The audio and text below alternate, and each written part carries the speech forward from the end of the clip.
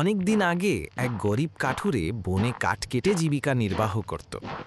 প্রতিদিন ভোরে সে কুড়াল হাতে বের হতো, কাঠ কেটে বাজারে বিক্রি করত।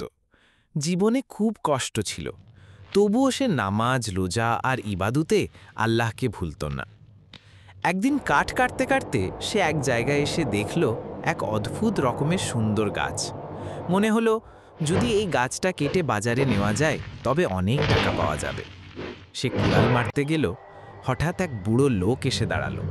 বলল, এই গাছ কাটবে না, এটা সাধু লোকেরা বসে জিকির করে, গাছটা কাটলে তুমি গুনাহগার হবে।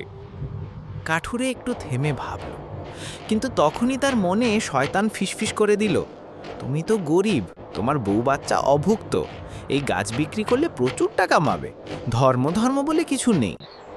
সে আবার গাছ কাটতে উদ্যত হলো। তখন বুড়ো লোকটা তাকে জোরে ধাক্কা দিল। দুজনের মধ্যে লড়াই শুরু হয়ে গেল। আশ্চর্য ব্যাপার হলো, কাঠুরে খুব দুর্বল হলেও সে বুড়ো লোকটিকে ফেলে দিল। লোকটি বলল, আচ্ছা আচ্ছা, আমি তো শয়তান, কিন্তু তুমি আজ আমাকে হারিয়ে দিয়েছ। কাঠুরে অবাক হয়ে বলল, কিভাবে? শয়তান বলল, তুমি যখন আল্লাহর জন্য এই গাছ না কাটার নিয়ত করেছিলে, তখন তোমার ভিতরে ঈমানের শক্তি জেগেছিল, সেই নিয়তের বরকতে তুমি আমাকেও হারালে। কাঠুরে তখন কাঁপতে কাঁপতে বলল, আলহামদুলিল্লাহ, নিয়ত যদি আল্লাহর জন্য হয় তবে শয়তানকেও হারানো যায়। শিক্ষা।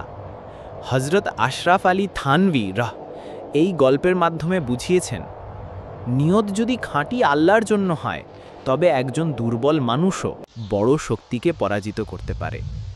জীবনের সব কাজ, এমনকি ছোট ত্যাগ বা সিদ্ধান্ত যদি খোদার সন্তুষ্টির জন্য হয় তবে তাতে বিরাট শক্তি ও বরকত থাকে। আর যদি নিয়ত দুনিয়ার লোভের জন্য হয় তবে মানুষ